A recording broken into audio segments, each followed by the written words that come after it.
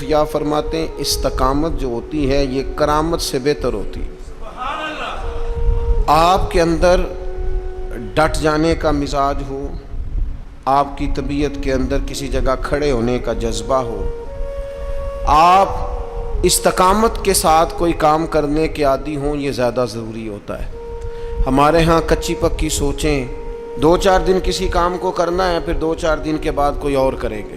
تو اپنی زندگی کے اندر استقامت پیدا کریں۔ استقامت سب سے بڑا فائدہ یہ کرتی ہے کہ خوف اور غم کو دور کر دیتی ہے۔ تو جو بندہ ٹینشن فری ہو جائے، جس کے غم سارے دور ہو جائے، خوف سارا نکل جائے، تو میرا خیال ہے یہ زندگی میں بہت بڑی نعمت ہے کہ خوف اور غم سے بندہ آزاد ہو جائے۔ تو قرآن مجید نے اس کا نسخہ یہ بیان کیا ہے کہ پہلے کہو ہمارا رب اللہ ہے، پھر اس پہ ڈٹ جاؤ۔ بہت سارے لوگ تھے جو ڈٹے، ان کی تعداد بہت زیادہ ہے۔ نبی پاک صلی اللہ تعالی علیہ وسلم کے تمام صحابہ ڈٹ گئے دین پر، پوری طرح انہوں نے اپنے اپنے مقام پر سٹینڈ لیا، پوری طرح اپنے قبیلوں، اپنے گھر والوں، اپنے رشتہ داروں، اپنے گلی محلے والوں کی، برادری والوں کی سخت ترین مخالفت برداشت کی، سوشل بائیکاٹ ہوئے، اعصاب شکن باتیں انہیں سننے کو ملیں، لیکن وہ ڈٹ گئے۔ نتیجہ کیا نکلا؟ اللہ نے انہیں ہر خوف اور ہر غم سے آزاد فرما دیا۔ یہ بہت سارے لوگ ہیں، ان کی بہت ساری تعداد ہے، لیکن کچھ لوگ اس جماعت میں امامت کے درجے پر فائز ہیں۔ ان میں ایک بڑا نام امیر المومنین سیدنا فاروق اعظم رضی اللہ تعالی عنہ۔ مسند احمد میں نبی پاک صلی اللہ تعالی علیہ وسلم کا فرمان موجود ہے۔ حضور فرماتے ہیں میری امت میں دین کے معاملے میں جو بندہ سب سے زیادہ سخت ہے وہ عمر ابن خطاب ہے۔ دین کے معاملے میں عمر کے مزاج کے اندر سختی ہے، یہ شدت کے ساتھ لوگوں کو دین کی طرف مائل بھی کرتے ہیں، رغبت بھی دیتے ہیں، جذبے کے ساتھ، انشراح صدر کے ساتھ، ذوق شوق کے ساتھ دین کے معاملے میں۔ ذات کے ہمارے اندر بھی سختی ہوتی ہے، شدت ہوتی ہے، لیکن زیادہ تر اپنی ذات کے معاملے میں ہوتی ہے۔ کوئی جو مرضی کرتا رہے، ہمیں اس سے کچھ لینا دینا نہیں، لیکن اگر ہمیں برا کہے گا پھر ایسا پوچھ نہیں لینا، پھر پورا مقابلہ نہیں کرنا، پھر گزر کے جائے کہاں، پھر تو دیکھ لینا کہاں تک بات جاتی ہے۔ تو حضرت فاروق اعظم رضی اللہ تعالیٰ عنہ کا یہ کمال تھا کہ انہوں نے پوری طرح طے کر لیا تھا کہ میرا دین ہی میرے لیے سارا کچھ ہے۔ دین کو اوڑھنا بچھونا بنا لیا۔ جب کچھ لوگ کچھ چیزیں طے کر لیتے ہیں پھر ان پر ڈٹ جاتے ہیں، تو ان لوگوں کی زندگی کچھ مشکلات سے ضرور گزرتی ہے، لیکن ان کے پاس کوئی رستہ تو ہوتا ہے نا، کوئی ان کے پاس راہ تو ہوتی ہے نا گزرنے، کوئی آگے بڑھنے کا رستہ تو ان لوگوں کو میسر آتا ہے نا۔ تو میرے عزیز یاد رکھیں گے اور اس بات پر ہمیشہ کاربند رہیں گے کہ دینی معاملات کے اندر، حدود اللہ کے مسئلے میں، نفاذ شریعت کے مسئلے میں، رب رسول کے قانون کے مسئلے میں، سیدنا فاروق اعظم رضی اللہ تعالیٰ عنہ کے مزاج کے اندر بہت زیادہ اللہ تبارک و تعالیٰ نے جذبہ رکھا ہوا تھا۔ پھر دوسری بات یہ تھی کہ حضرت عمر فاروق رضی اللہ تعالیٰ عنہ نے دنیا داری کی طرف توجہ نہیں کی۔ انسان کی سب سے بڑی کمزوری یہ ہوتی ہے کہ جب وہ مال کی طرف مائل ہونے لگ جاتا ہے نا، جب وہ دنیاوی آسائشوں میں زیادہ الجھ جاتا ہے، جب اس کی توجہ زیادہ تر دنیا میں نت نئے آنے والی سہولت کی طرف بڑھتی ہے، نت نئے آنے والے فیشن کی طرف بڑھتی ہے، نت نئی آنے والی چیزیں اسے اپنی طرف مائل کرتی، تو وہ روحانی طور پر کمزور ہوتا جاتا ہے۔ حضرت فاروق اعظم رضی اللہ تعالیٰ عنہ سردار تھے، اپنے قبیلے کے سمجھدار آدمی تھے، معاملہ فہم تھے، تدبر والے تھے، پھر اللہ نے موقع دیا اور انہیں اس منصب پر بٹھایا جو بہت بڑا منصب تھا۔ وہ مسلمانوں کے امیر بن گئے، نبی پاک علیہ السلام کے جانشین بن کر وہ بیٹھے، اور ان کے دور میں اللہ نے وسعت بھی عطا کی، بڑی بڑی فتوحات ہوئیں، بہت زیادہ مال غنیمت آیا، گنجائش آئی، اور دور کے تقاضوں تھے بھی حضرت عمر پوری طرح آگاہ تھے۔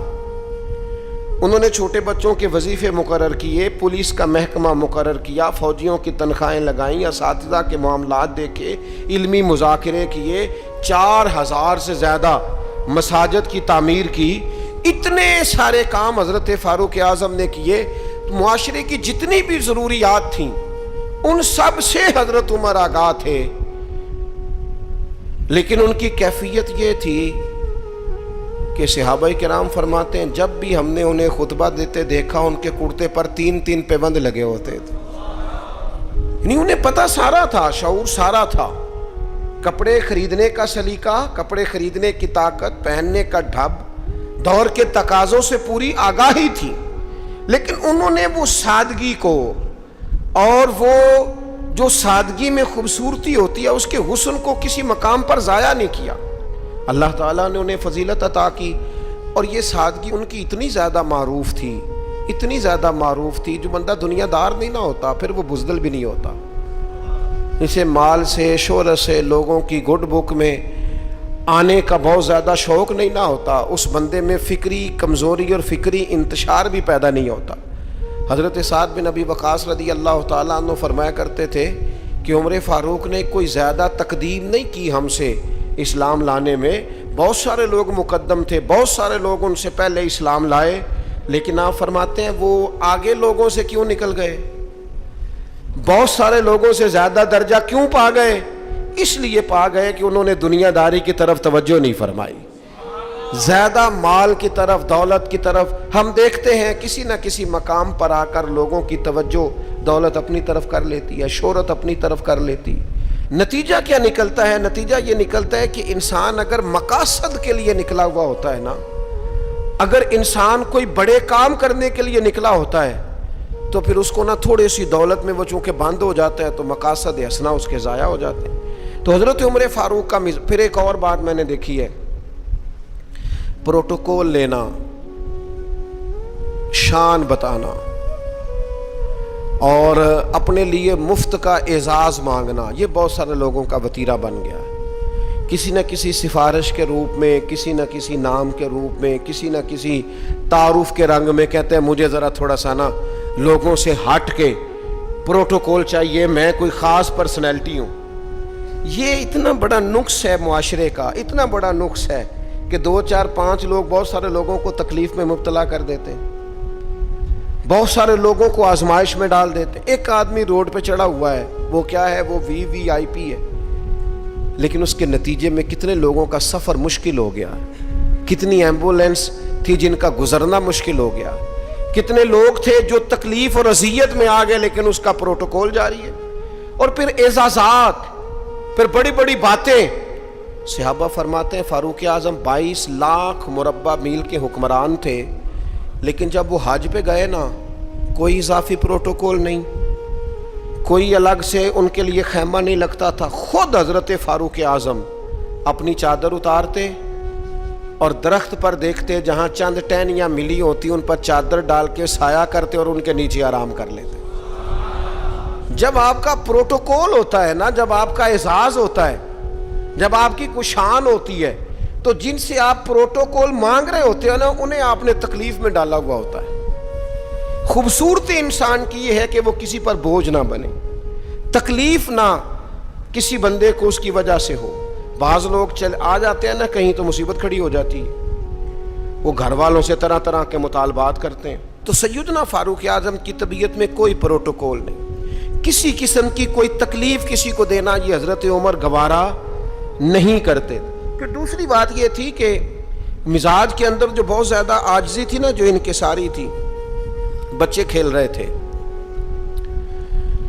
अब बच्चे छोटे छोटे खेल रहे हैं और एक आदमी जो अमीरुल मोमिनीन हैं, जो 22 लाख मुरब्बा मील के हुक्मरान हैं, वो आ गए हज़रत उमर। तो बच्चे उनको देख के दौड़ पड़े, खजूरें बच्चे खा रहे थे। तो हज़रत उमर करीब गए तो एक बच्चा खड़ा रहा।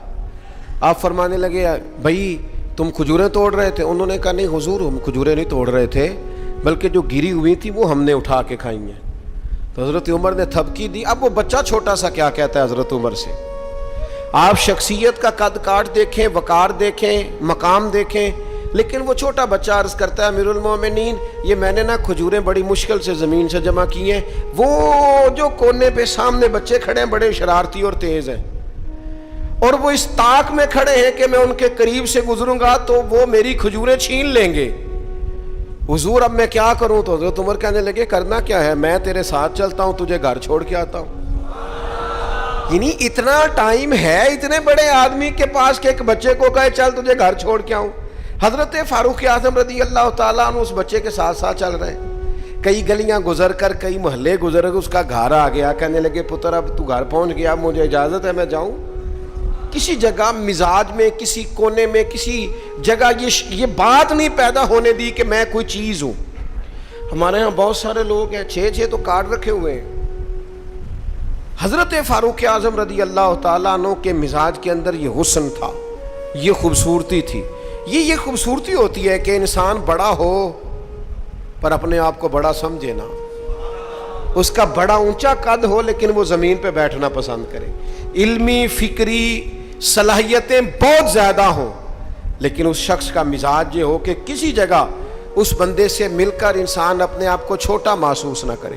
حضرت فاروق اعظم کے مزاج کی یہ سادگی. پھر اس کے بعد ان پر نا باتیں پوری طرح طاری تھیں. میں بڑی معذرت کے ساتھ عرض کروں گا, آج لوگوں نے دین کے کپڑے پہنے ہوئے ہیں, وہ دیندار نہیں ہیں. انہوں نے دین کا لباس پہنا ہوا ہے لیکن دیندار نہیں ہے. انہوں نے دین کا تعارف اپنے ساتھ لگایا ہوا ہے, سابقہ اور لاحقہ لگایا ہوا ہے. میں فلاں صاحب ہوتا ہوں, لیکن ان کی گفتگو, ان سے اٹھنا بیٹھنا, ملاقات کرنا وہ ثابت نہیں کرتا کہ یہ بندے دیندار ہیں. انداز نہیں بتاتے. دیندار کے لہجوں سے بھی دین چھلکتا ہے, اس کے اخلاق سے, گفتگو سے دین کی خوشبو آتی. لیکن انسان کہے کہ چونکہ میری پگڑی بڑی ہے لیکن ہے صرف پگڑی تو مجھے دیندار مانو, میری وضاقتہ صرف دینداروں جیسی ہے, تو یہ نہیں ہوتا. میں رات ایک جگہ پہ کہہ رہا تھا کہ رسول پاک صلی اللہ تعالیٰ علیہ وسلم کا جو اخلاقی کمال ہے نا, حضور علیہ الصلوۃ والسلام نے جو اخلاقی قدروں کو عروج دیا ہے, وہ قدریں ہمارے اندر پیدا ہوں گی تو پھر پتہ چلے گا ہم کتنے دیندار ہیں. ہمارا صبر, ہمارا حوصلہ, ہمارا درگزر, ہمارا معاف کرنا, ہمارا خیر خواہی کرنا, ہمارا دوسروں سے محبت کرنا, ہمارا عزت نفس والا ہونا, کبھی کسی کے سامنے ہاتھ نہ پھیلانا, یہ بتائے گا ہم کتنے دیندار ہیں. ہمارے کردار کی عظمت بتائے گی ہم کتنے دیندار ہیں. لیکن اگر ہمارے مزاجوں میں یہ چیزیں موجود نہیں تو پھر ہم جبرن تو کسی کو منوا لیں گے لیکن وہ جو اعلیٰ اخلاقی اقدار ہیں وہ نہیں ہوں گے. حضرت عمر کا یہ کمال ہے کہ ان پر پوری طرح دین نافذ تھا, طبیعت اور مزاج پر نافذ تھا. تو انسان اپنے بچوں کو ہمیشہ وہ چیز دیتا ہے جو اسے سب سے زیادہ اچھی لگتی ہے. ایک دن حضرت عمر نے چاہا کہ میں نہ کچھ خاص نصیحتیں کروں لوگوں کو, کچھ خاص پیغام دین کا دوں. تو آپ نے لوگوں کو مسجد میں جمع کیا تو کافی سارے لوگ جمع ہو گئے, شہری بھی دیہاتی بھی. حضرت فاروق اعظم رضی اللہ تعالیٰ عنہ نے کتاب و سنت کے پیغام کو بڑا چن کے, بڑا تلاش کر کے اور بڑی ذوق سے, بڑی وارفتگی کے ساتھ, بڑے خاص لہجے میں ان لوگوں تک پہنچایا. جناب عمر نے بڑے درد سے باتیں کی اور لوگوں نے سنی. گفتگو ختم ہو گئی, لوگ اپنے اپنے گھروں کو چلے گئے. حضرت فاروق اعظم رضی اللہ تعالیٰ عنہ گھر گئے, اپنے بچوں سے, اہل خانہ سے فرمانے لگے جو گفتگو میں نے مسجد میں کی ہے تم نے بھی سنی ہے کہ نہیں؟ نے کہا جناب ہم نے بھی سنی ہے. آپ فرمانے لگے میں نے آخر میں ایک بات بھی کی تھی. کہا جی ہاں, آپ نے آخر میں کہا تھا جس نے میری بات پر عمل نہ کیا میں سزا بھی دوں گا, کوڑا بھی اٹھے گا, حد بھی جاری ہوگی. اگر جو حدود اللہ میں نے بیان کی ہیں اگر کسی بندے نے ان کو کراس کیا تو سزا بھی. کہا جناب بالکل ہم نے سنا ہے, آپ نے فرمایا ہے کہ جو نہ مانے گا اسے سزا بھی ہوگی. تو عمر کہنے لگے اب تم ایک بات اضافی سن لو, وہ جن کو میں نے تقریر سنائی ہے نا اگر وہ نہیں مانیں گے تو سزا سنگل ہوگی, اور اگر عمر کے گھر والے نہیں مانیں گے تو پھر سزا ڈبل ہوگی. تمہارے لیے سزا ڈبل ہے, تمہاری ذمہ داریاں ڈبل ہیں. اگر کسی کا دینی تعارف ہے, اگر کوئی بڑے خاندان سے ہے, اگر کوئی اپنا تعارف کسی اونچے قبیلے سے رکھتا ہے, اگر کسی کی نسبت کسی بڑی شخصیت کے ساتھ, تو اس کی تو سزا ڈبل بتا رہے ہیں جناب عمر. وہ فرماتے ہیں پھر سزا ڈبل ہے. اگر تیرا عہدہ اونچا, میں پیر صاحب کا بڑا قریبی ہوں, تو تیرے اخلاق بتانے چاہیے تو کتنا قریبی ہے. تیرے اوپر اس کا اثر ہو پتہ چل جائے گا تو کتنا قریبی ہے. نیرا نیڑے بیٹھنے سے تو کوئی قریبی نہیں ہوتا, نیرا 20 تصویریں ساتھ آنے سے تو کوئی قریبی نہیں ہوتا. تعلیم کا, تربیت کا, اخلاق کا, کردار کا. حضرت عمر نے فرمایا ڈبل سزا دوں گا. آج ہماری ساری نصیحتیں غیروں کے لیے، ہمارے سارے پیغامات اوروں کے لیے، اور جب ہمارے اپنے گھر کی باری آتی ہے، جب اپنے گھر میں نفاذ دین کی باری آتی ہے، تو بہت سارے لوگ جو ہیں وہ کمزور نظر آتے ہیں، بہت سارے لوگ جو ہیں وہ کچے نظر آتے ہیں۔ تو حضرت عمر چونکہ حدود اللہ کے معاملے میں سخت تھے۔ پھر ایک اور بات بھی تھی، حضور علیہ الصلوۃ والسلام نے فرمایا عمر تمام لوگوں سے دین کے معاملے میں زیادہ سخت ہے، لیکن وہ سختی جو تھی نا وہ غیر شعوری سختی نہیں تھی۔ ایسا نہیں تھا کہ کبھی حدود کراس ہو جائیں۔ ہمارے ہاں بعض لوگ دین کا دعویٰ کرتے ہیں تو ان کے مزاجوں میں اتنی شدت آ جاتی ہے، اتنی شدت آ جاتی ہے کہ وہ کہتے ہیں نہیں جی نہیں، میرے سے نہیں بات برداشت ہوتی۔ بھئی آپ جرم کے مطابق ہی سزا دیں گے نا، جرم سے زیادہ تو نہیں نا دیں گے۔ آپ کسی شخص کے لیے کسی سزا کا اعلان کریں گے تو اس کی غلطی کے مطابق ہی کریں گے نا، غلطی سے 4 قدم آگے ہو کے تو آپ سزا کا اعلان نہیں کریں گے۔ بعض لوگ 2 قدم آگے بڑھ کے لوگوں کو سزا دینا چاہتے ہیں۔ بعض لوگ ایسے ہوتے ہیں جو اس معاملے میں اتنے شدت پسند ہو جاتے ہیں کہ وہ بھی زیادتی کر جاتے ہیں۔ حضرت فاروق اعظم رضی اللہ تعالیٰ عنہ نے دور سے ایک نوجوان کو آتے دیکھا، وہ آپ کی طرف آ رہا تھا تو آپ فرمانے لگے یہ شخص بیچارہ تکلیف میں ہے اور کسی خاص پریشانی کے لیے ہماری طرف آ رہا ہے۔ وہ شخص آیا اور سیدھا حضرت عمر کے پاس آیا تو زور زور سے رونے لگ گیا۔ میں خاص بات کرنے لگا ہوں، یہ میرا کلام ذرا بڑوں سے ہے، بڑوں سے۔ ابا جی کو چاہیے بچہ جتنی غلطی کرے نا اتنا ہی ڈانٹیں، وہ پھر 6 ہفتے نہ ڈانٹنا شروع کر دیں۔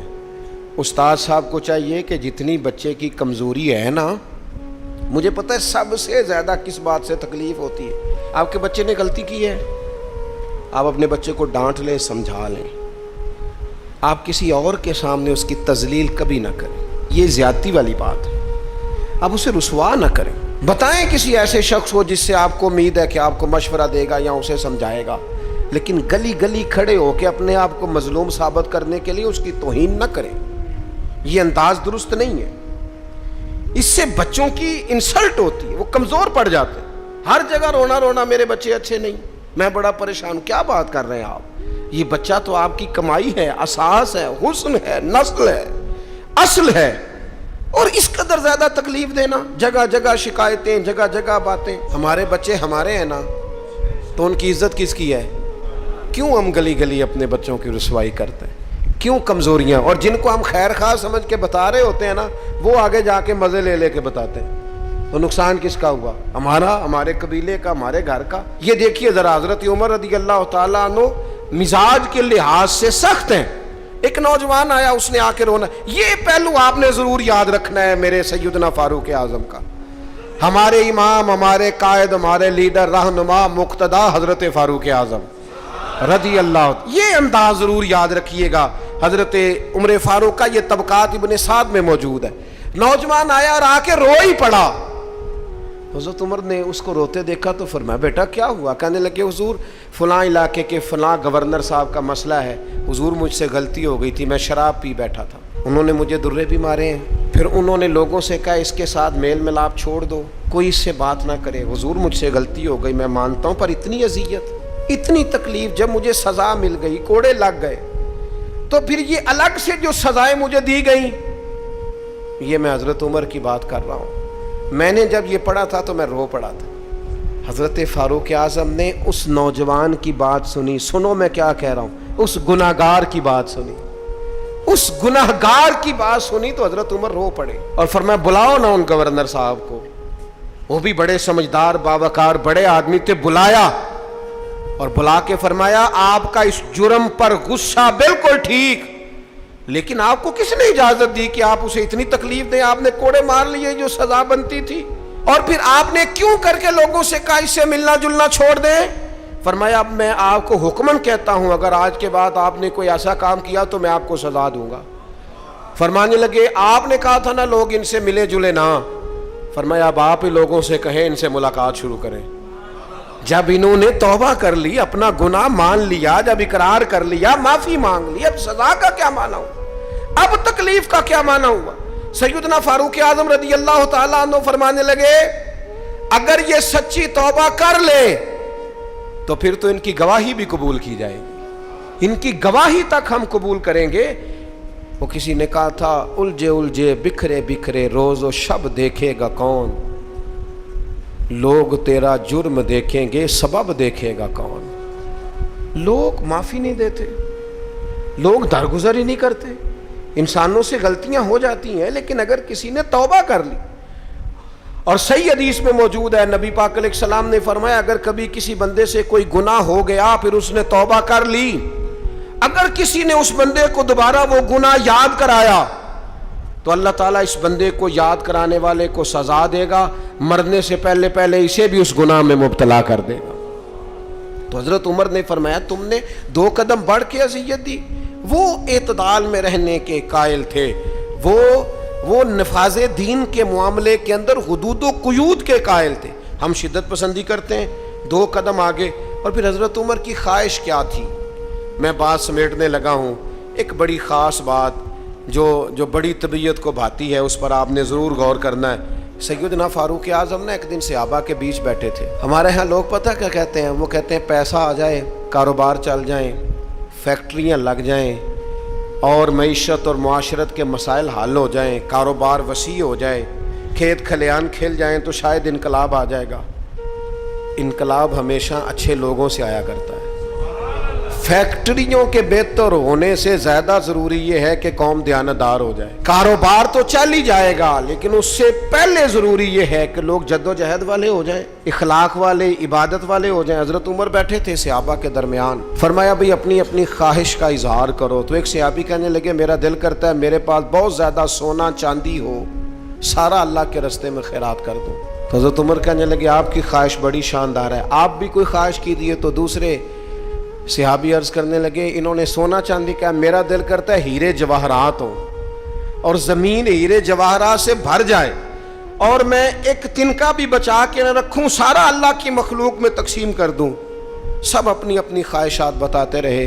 حضرت عمر رضی اللہ تعالیٰ عنہ فرمانے لگے تم سب کی خواہشات بجا ہیں، لیکن اگر مجھ سے پوچھو نا تو میرا دل کرتا ہے زمین بھر جائے حضرت معاذ ابن جبل جیسے لوگوں سے، میرا دل کرتا ہے زمین بھر جائے حضرت ابو عبیدہ بن جراح جیسے لوگوں سے، میرا دل کرتا ہے زمین بھر جائے حضرت سالم مولا جیسے لوگوں سے، میرا دل کرتا ہے ان جیسے لوگوں سے زمین بھر جائے اور میں ان سب کو اللہ کی فرما برداری کے کاموں میں لگا دوں۔ رجال کار پیدا ہوں، اچھے لوگ پیدا ہوں، مردان خدا پیدا ہوں، وہ لوگ پیدا ہوں جن کے کردار کی خوشبو سے زمانہ مہک اٹھے۔ حضرت عمر فرمانے لگے میرا جی چاہتا ہے ان لوگوں سے زمین بھرے اور ان لوگوں کو ہم اللہ کی فرما برداری میں لگائیں۔ تو حضرت عمر نے ہمیں یہ سبق پڑھایا کہ چاندی اور سونا بڑا آ جائے، دودھ اور شہد کی نہریں بھی بہہ جائیں، لیکن اگر دیانتدار قیادتیں موجود نہ ہوں، اگر قوم امانت داری سے، تقوی سے، محنت سے، جد و جہد سے آری ہو تو انقلاب کیسے آئے گا؟ ہمیں سبق دیا کہ رجال کار تیار کرو، تعلیم و تربیت کے ساتھ ایسے لوگوں کو تیار کیا جائے جن کا اخلاق دین کے مطابق ہو، کردار دین کے مطابق ہو، سوچوں پہ اللہ کے خوف کا پیرا ہو، ان کی زندگی نکھری ہوئی ہو، سجی ہوئی ہو، سنوری ہوئی ہو۔ ایسے لوگ جب امت تیار کرنے میں کامیاب ہو جائے گی، مزاج بن جائے گا، پھر دیکھیں گے کہ انقلاب کس عظمت کے ساتھ، کس بلندی کے ساتھ آتا ہے۔ ان اعلیٰ کردار والے لوگوں کو تیار، اور وہ اعلیٰ کردار والے لوگ تیار کیے جا سکتے ہیں، اپنے ادارے میں تیار کیے جائیں، اپنی خانقاہ میں تیار کیے جائیں، مسجد میں تیار کیے جائیں، کچھ نہ ہو سکے تو اپنے گھر میں اپنے بچے تیار کیے جائیں، ان کو کردار کی بلندیاں اور عظمتیں سکھائی جائیں۔ یہ بات، یہ ابلاغ اگر آگے ہونے لگ جائے تو پھر شعوری بلندی اور شعوری پختگی آئے گی۔ یکم محرم الحرام سیدنا فاروق اعظم رضی اللہ تعالیٰ عنہ کا یوم شہادت ہے۔ کوشش فرمائیے گا اپنے اپنے گھروں میں، اپنے اپنے علاقوں میں حضرت عمر کی یاد منانے کی کوشش کی جائے، ان کا تذکرہ کیا جائے۔ ان کی باتیں چاند سے زیادہ ٹھنڈی، سورج سے زیادہ روشن ہیں، ان کی باتیں اللہ کے لشکروں میں سے لشکر ہیں، ان کا تذکرہ ہمیشہ خوشبودار ہے، ان کی گفتگو ہمیشہ دینی جذبہ پیدا کرتی ہے، ان کی باتیں انسان کو اللہ کی اطاعت اور فرما برداری کے قریب لاتی۔ حضرت فاروق اعظم رضی اللہ تعالیٰ عنہ کے تذکارے جمیلہ سے، ان کی گفتگو سے، ان کی باتوں سے اپنے دل کو بھی ٹھنڈا کیا جائے اور اپنے ماحول کو بھی خوبصورت بنا